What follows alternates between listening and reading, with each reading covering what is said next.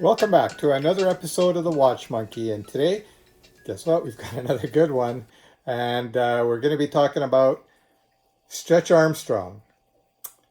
Yes, Stretch Armstrong. I'm kidding. I'm not going to be talking about Stretch Armstrong. I'm going to be talking about a great little watch, the Seagull 1963 reissue. Just a little bit of history. I've got the watch here. I'm going to go into a little bit more detail in a bit. Actually, I'm not going to show it to you just yet. I'm going to talk a little bit about the watch and what I think about it. And I think that you guys should pick this watch up.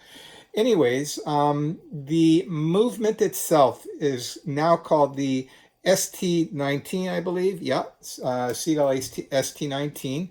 And it's made in China in a factory in Tianjin. Now, how this company in China got the rights and the machinery to make it is when Venus stopped producing that particular movement. And they wound up selling the machinery and the rights to this Seagull company. And now they're remaking these watches. So I don't think you can call it a clone. It's definitely not a clone. It's a thing of its own. And it's made from the actual machinery that was originally making these watches back in the I think 1950s and 60s. So anyway, I'm going to flip the camera around and show you the watch and just give you an idea on what I think about the watch and do I think you should buy it or not. All right, so here we go. All right, so we've got the camera flipped around now, and I'm going to be showing you the watch that I had picked up, the Seagull 1963. Now, this is what you get. You get a nice box. It's got a little outer sleeve too that it came with. So what you get in the box is you get a leather strap. This actually came on the watch. I've actually got the watch on another strap. This NATO strap, which is okay quality. It's not the best. The buckle is a little bit kind of cheap and flimsy, and the material is quite stiff, but it does look good, and it is a little on the short side. You get a couple cards here. One is, obviously I can't read that. On here though, it's an instruction card, basically telling you how to use the movement. And another card here, Hong Kong Sky Timepiece Company. All right, but anyway, so that's what you get in the box, of course, along with the watch. And I've already changed the strap out. The box is actually pretty decent too. So this is what you wind up with when you spend about just a little over 200 Canadian. Now, this comes in a lot of different variances. This is the most true to the original, being that it is the 38 millimeter with the acrylic glass, not the sapphire. You could get these in a 40 millimeter, you can get them in a 42 millimeter, you can get them with sapphire glass as well. Of course, all these different models add a little bit of a price increase to it. Now, the star of the show is the actual movement itself. And if you look back here, it is one very complicated bit of machinery. Yeah, fantastic. The blue that you see there, the screws, they're not actually true blue screws that were heat treated. They're just kind of some sort of a paint or wood dyeing formula that they've used. Same with the hands as well.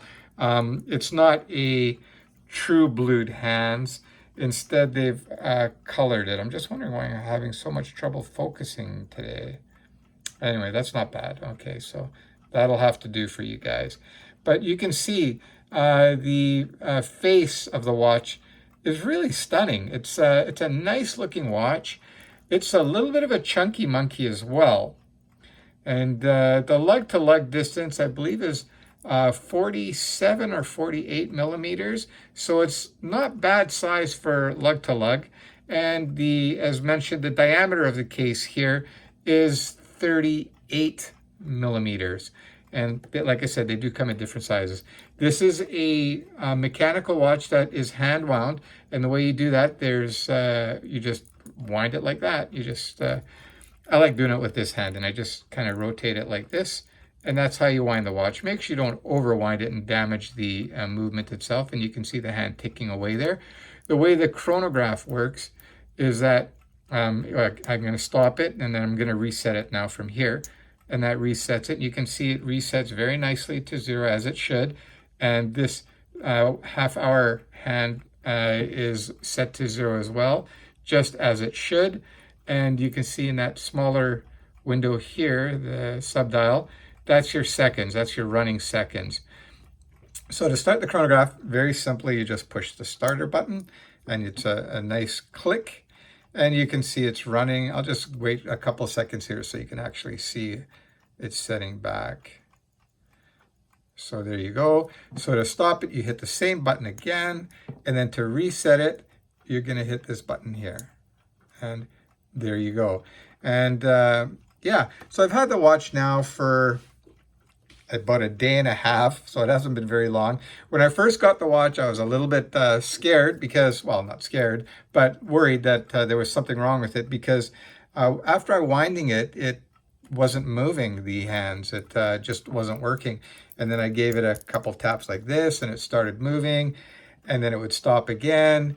So after about half an hour or so of this, it actually started running, kept running, and since that point, no issues whatsoever. So I think it was just a matter of waking it up from its deep sleep. So yeah, what a great watch. By the way, this strap that I've got on it is referred to as a Milanese strap, and or bracelet. And I think it looks really great on it. Some people don't like the look because you've got a big gap here between the case and the end of the lug, which doesn't bother me at all. It kind of gives it kind of a Nomos vibe to it. Nomos is also known for that, the very long lugs. It seems to give the watch a little bit of a nicer presence as well. I'm going to put this on wrist now so you can see what it actually looks like on wrist. And so one moment, right now I've got my Steinhardt Ocean 1 chronograph, another cool watch. This is a big boy. And I pulled out a few of my chronographs so you can see what it looks like size-wise compared to the others. Actually, I'll do that right now. So this is a 44 millimeter, and you can see that's a 38. So there is quite a big size difference. The Seiko here is approximately 40 millimeters. Again, this is 38. So it's a little bit closer. You can see the lug to lug though. The lug to lug is actually longer on this than on this Seiko helmet.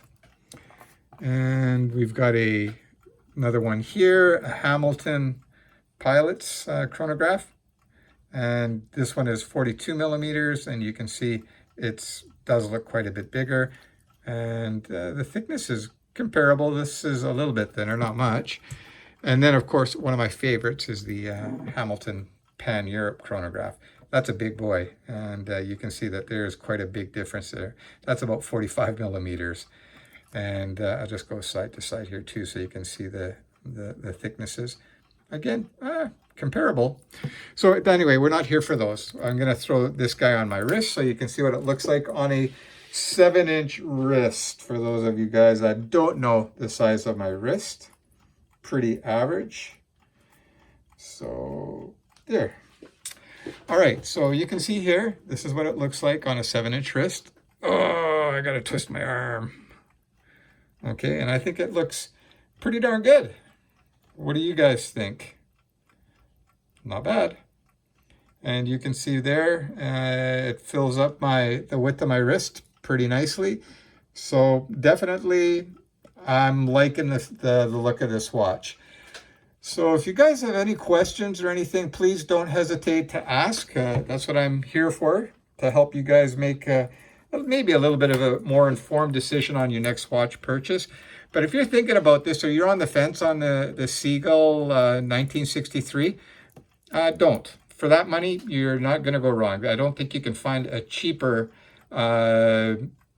mechanical chronograph that looks as nice as this. And you'll find now a lot of the micro brands now for cost savings and so on are going to this movement as well. So the movement is no slouch. So I guess just time will tell if it's a reliable movement or not.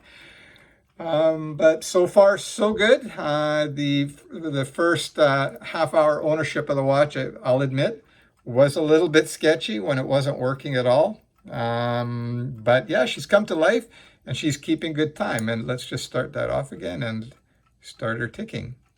So yeah, great little watch. For that kind of money, you're not going to go wrong. Typically, you're going to find them somewhere between $200 and $250. That's Canadian. The watch was purchased from a Facebook group called the Canadian Watch Club. So if you guys are interested in joining that watch club, I would recommend it. A shout out to Aaron for selling me this watch at a very reasonable price. It was $225, and that included sending it over here. That's Canadian dollars. So shout out to Aaron for that. Thank you very much. Very pleased with the purchase. If you guys are thinking about making a purchase from Aaron, I wouldn't hesitate. Stand up guy.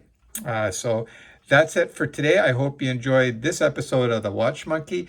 Please don't forget to like, subscribe, leave a comment or two, and hit the bell icon so you never miss another episode of the Watch Monkey.